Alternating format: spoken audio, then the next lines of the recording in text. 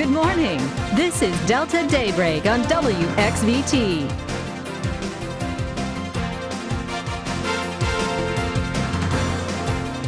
Good morning. It's Friday, October 2nd, 2015. Welcome to Delta Daybreak. I'm Candace Redd. And I'm meteorologist Riley Hale. So good morning to you, Riley. I know you had to work the night shift. How does that make you feel right now?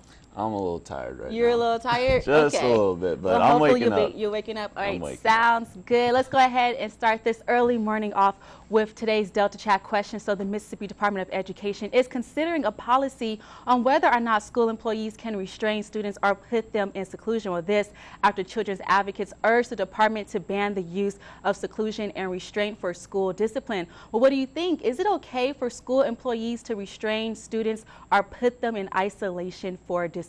Why or why not?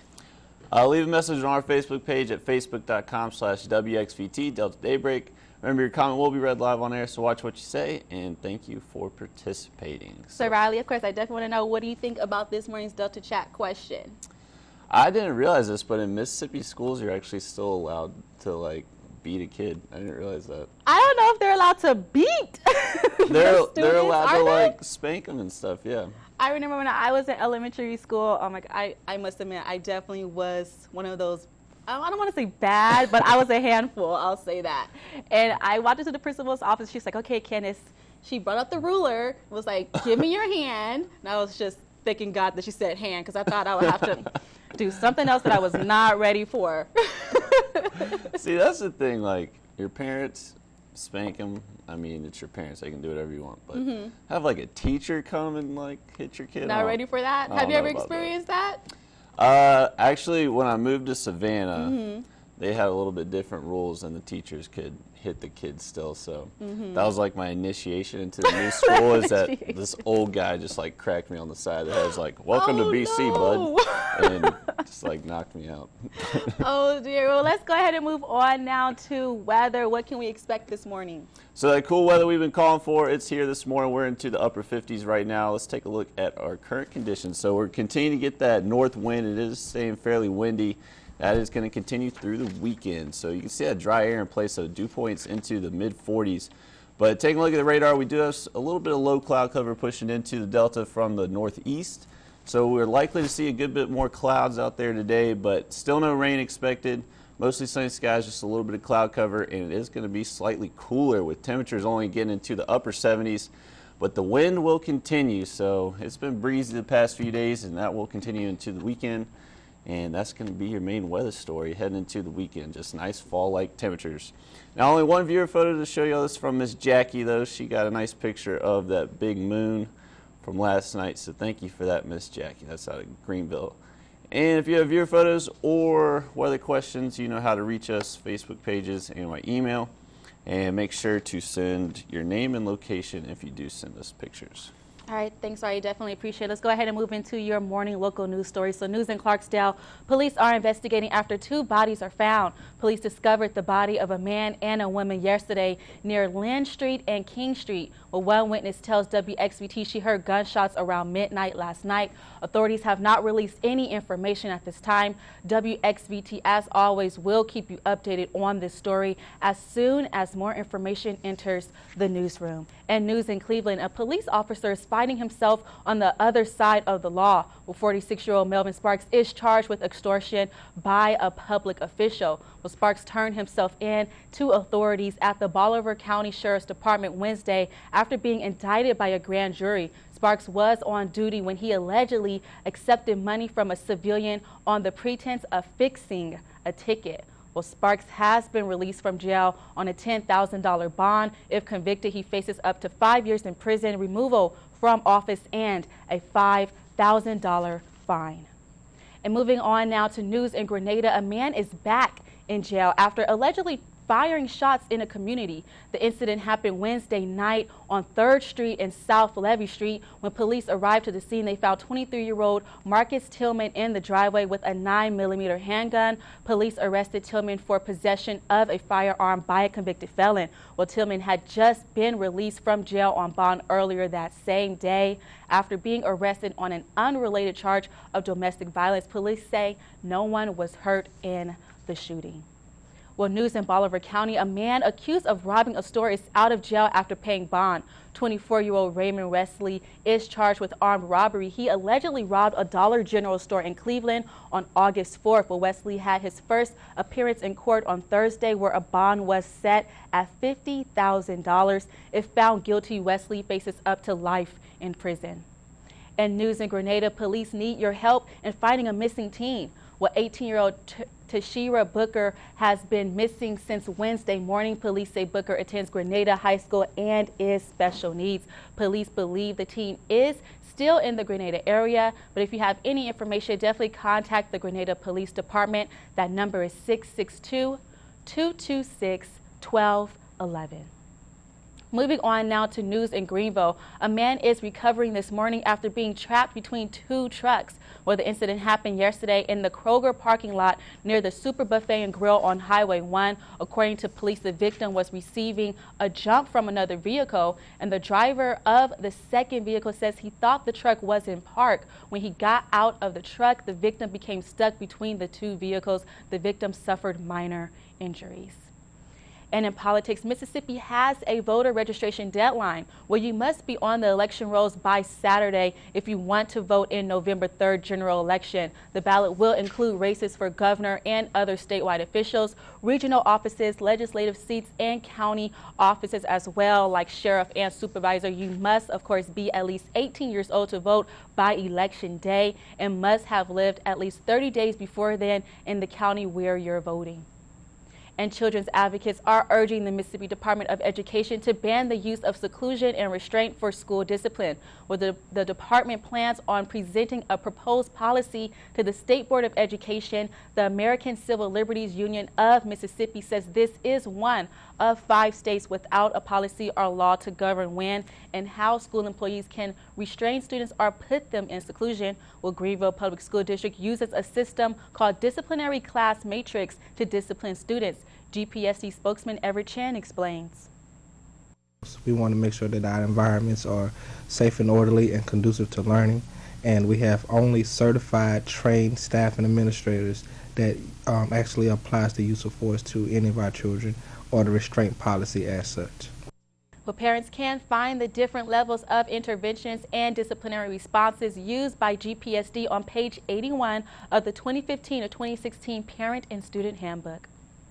And students in the Mississippi Delta are learning more about the importance of car safety as part of a broader public safety campaign. Well, WXVT's Rudra Wilkins has the story.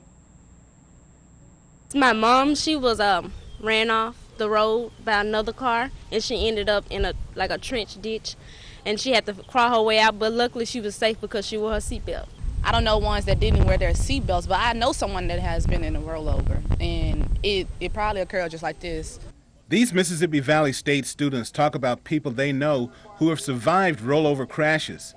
This demonstration shows what happens when someone doesn't wear a seatbelt. Not only does an unbelted driver or passenger get thrown from a car, the vehicle may then roll on to that person's body. He's already moving around in there. See what happens? 8 schools in each of 3 highway patrol districts are being given demonstrations as part of the Mississippi Department of Public Safety's DRIVE campaign. DRIVE is an acronym for Driving Requires Initiative, Values, and Education.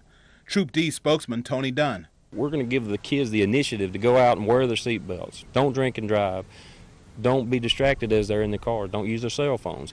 The values will come from their parents, us, even other students that tell them about the program that we're having. Officials say October 2014 was the worst month for teen highway deaths in Mississippi, with 73 fatalities statewide, 14 in the Delta. After seeing this demonstration, students Khadijah Stevens and Brittany Carey believe it's something every young person should see. We drive all the time. I mean, we're all young adults. Everyone here have cars. We should be aware of not driving and drinking and paying attention to the road, because you could get hurt or you could actually hurt someone else. Wear your seatbelt. Someone out there loves you. On the campus of Mississippi Valley State University, Woodrow Wilkins, WXVT, Delta News.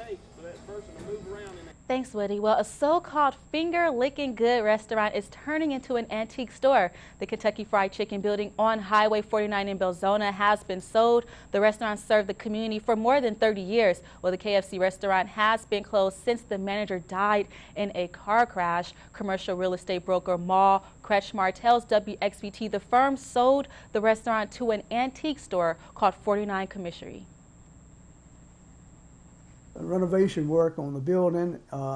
They're pretty close to opening in the new building. I'm sure it won't be long. They're really, they want to expand the inventory and do a few other things, and they're excited as they can be. Well, the store is expected to open in the new location on October 15th. And today in history, on October 2nd, back in 1985, Hollywood icon Rock Hudson dies of AIDS. Well, actor Rock Hudson becomes the first major U.S. celebrity to die of complications from AIDS. Hudson's death raised public awareness of the epidemic. He was 59 years old. Right now, as you can see, Riley is back here at the anchor desk, so that can only mean one thing. He does have an update for you when it comes to the weather. Let's take a look at our school bus forecast for this morning. So a chilly start for us thanks to that wind and dry air in place. So we were actually able to cool down into the mid-50s this morning. That wind's going to continue, and I'll have your update on that and Hurricane Joaquin coming up in a little bit. All right, thanks, Riley. Well, also coming up on Delta Daybreak, there's a new study about a link between cancer and height, and your top health news stories are next after the break. You're watching Delta Daybreak on WXVT.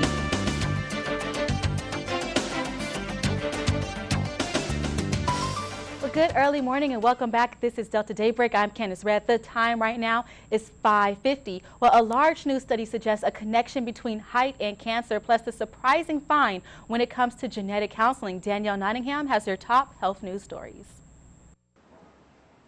Most women who get tested for the BRCA gene mutation do not receive professional genetic counseling, according to an article in JAMA Oncology. Women who are BRCA positive face a significantly increased risk of breast and ovarian cancer. Health guidelines recommend genetic counseling for women who undergo the tests, but researchers often found the doctors who ordered the test did not recommend counseling. New research finds a link between height and cancer.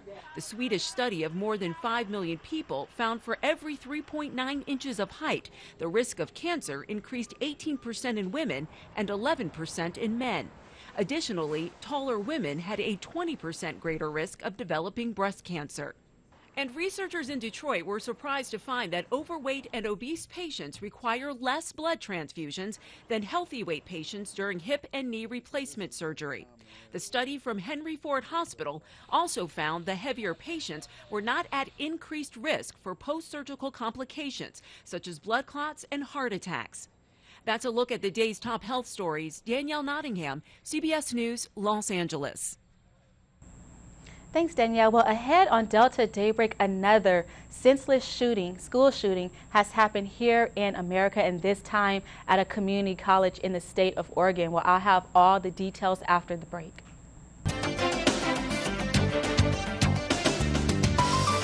Good morning and welcome back to Delta Daybreak. The time right now is 5:53. I'm Candace Rad. And I'm meteorologist Riley Hale.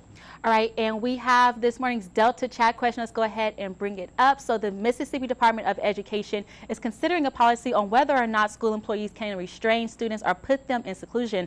Well, this after children's advocates urged the department to ban the use of seclusion and restraint for school discipline. Well, what do you think? Is it okay for school employees to restrain students or put them in isolation for discipline? Why or why not? Leave a message on our Facebook page at facebook.com/WXVT Delta Daybreak. Your comment will be read live on air. Thanks as always for participating, and I believe we actually have at least 2 comments on our Delta chat, so let's go ahead and read them.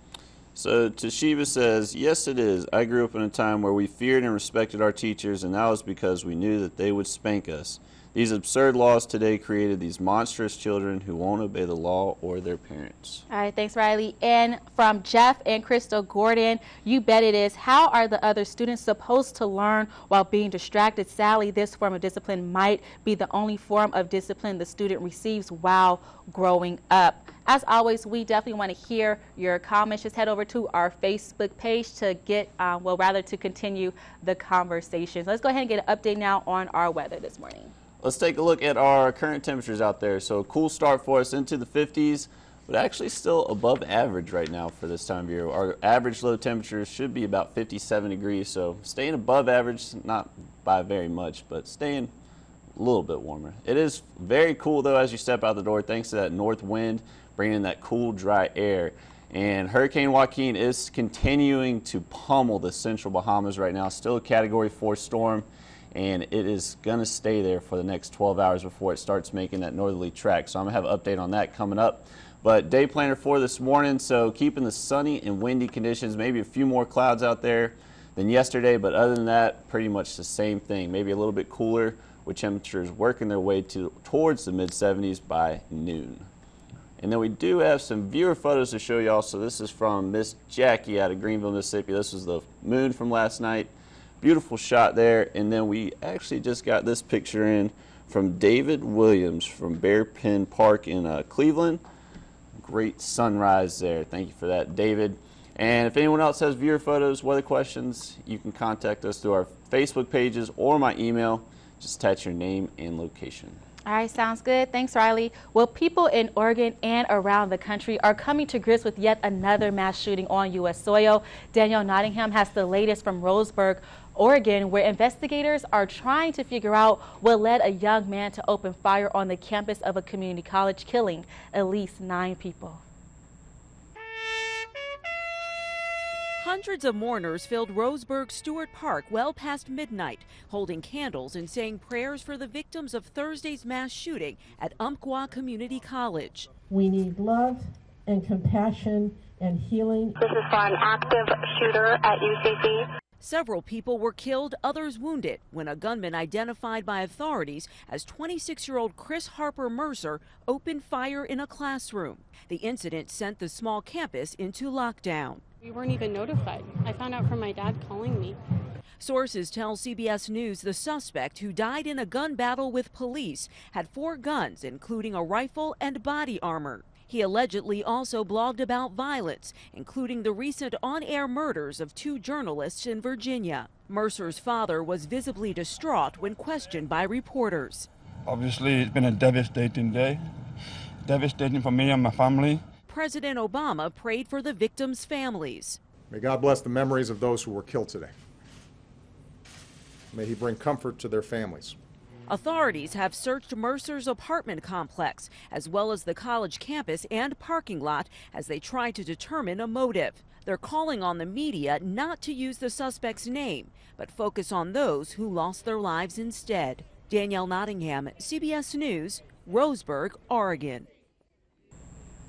Thanks, Danielle. Well, definitely sad news coming out of the state of Oregon. Let's go ahead now and take a look at this morning in sports. And then good morning to you, Mississippi Delta. Hope you're having a great morning thus far. At one time, both schools used to wear the Superman emblem on their helmets. Now they could actually wear it on their chest, daring the other to knock it off. It's the game of the week in a battle of Super 1A state powerhouses. Number 4 ranked Shaw taking on number 2 ranked Simmons. WXVT's Mike Yuva has much more. I want this test. We need this test as a team. Forget the record. We just got to come out with a new season. New season start every game. New season. You got to bring it. Like, you know, Simmons ain't no piece of cake. You just got to come with it. No piece of cake is right. The Seven Blue Devils are undefeated and have allowed just 12 points all season. We're talking about the best team right now, best team in 1A football. Averaging nearly 40 points a game, it's no secret that Shaw needs to find a way to slow down this Hollandale offense, a task no team has been able to do so far this season. We all want to be on the ball, nobody lacking around. We want to be fast to the ball, fast and physical. That's like one of our mottos. You know, some plays they might bust out, get a little 30 yards. But we just got to come back and just keep the same mindset, like we want to stop them right here. Even though on our worst days still come out, we got to put the work in regardless of what. Even though the situation, we are going through some situations, but we just got to push through it. Earlier this week, Simmons head coach Tavares Johnson was hospitalized due to a stomach ulcer. Although Coach will be on the sidelines come Friday night, his players were unaware when we caught up with him on Tuesday and explained to XVT just how much Coach means to them. Coach played a huge part of my life.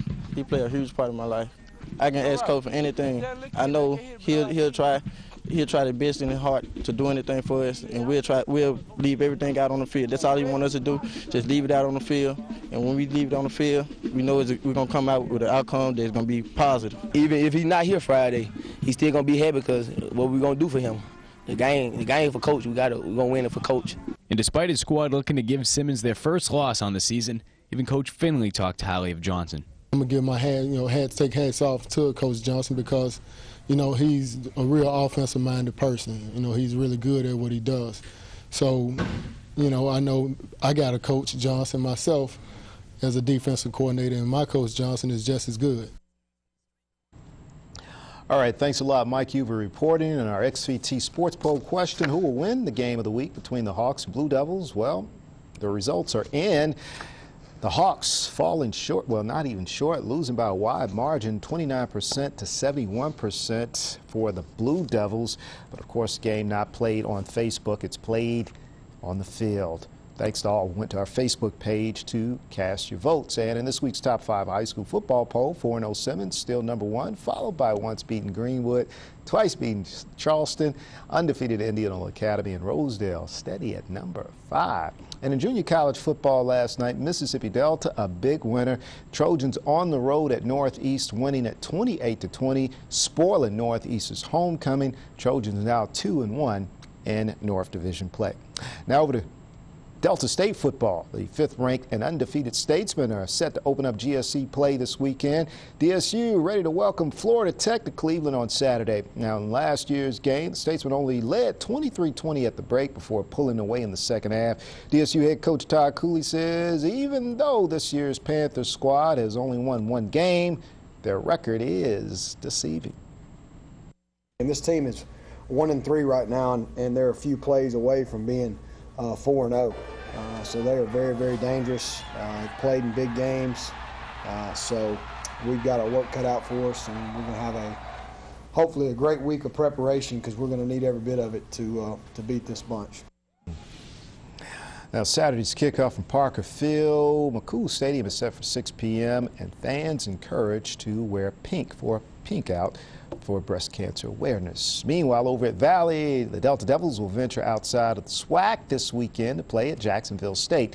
Now, the Gamecocks are 3-1 on the season with that lone loss coming at then 6th-ranked Auburn, in which they nearly upset the Tigers before falling in overtime. Now, Valley head man Rick Comagee says while some may have written off his team, he still believes, and so do they.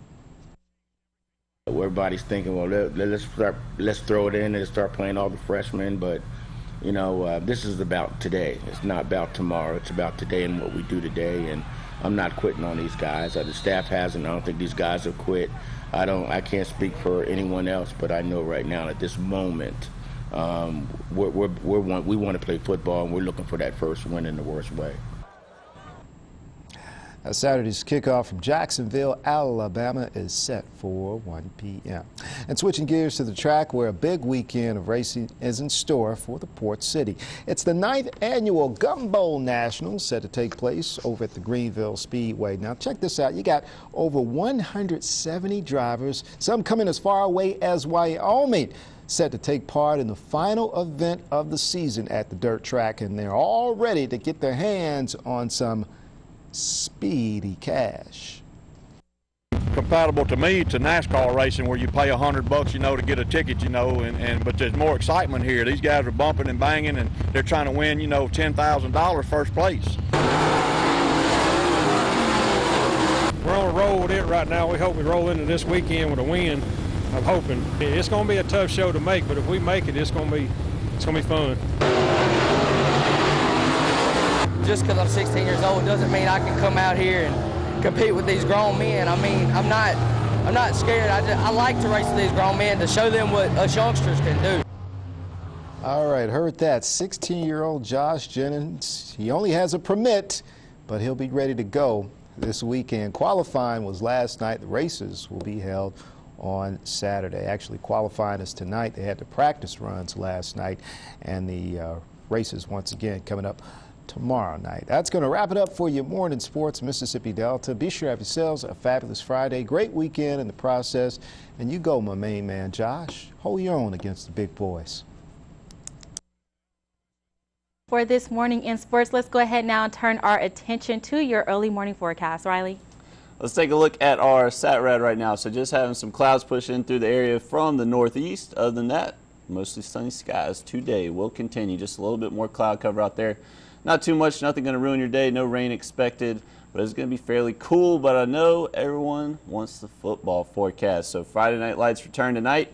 Temperatures will start off into the 70s, working their way down into the lower 60s by the end of the game. And low humidity, just going to be a little bit windy out there with that north wind at about 15 miles per hour.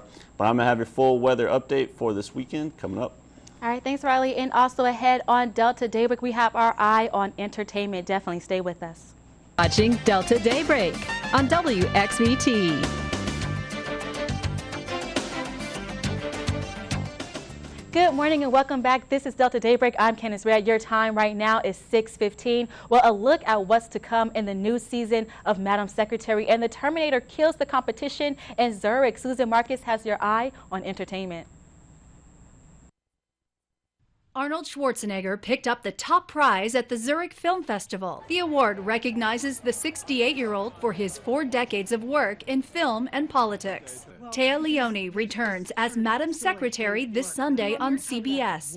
Tim Daly plays her on-screen husband and says to expect more political intrigue. In Season 2, he and Leoni tackle their separate careers, and it puts new stress on one of TV's healthiest marriages. As a couple that prides themselves on communicating and being honest with each other, it creates a significant challenge for them when they run up against things that they cannot tell each other because they are, national security secrets. The season premiere is directed by Oscar winner Morgan Freeman. Stand up. An intimate portrait of the Nobel winner Malala Yousafzai arrives in theaters today. She was shot in the head for daring to suggest girls should go to school. He Named Me Malala looks at how the young Pakistani was raised to be an activist and how the Taliban nearly ended that dream. You've never felt angry? No. The film introduces Malala's family and focuses on her work to promote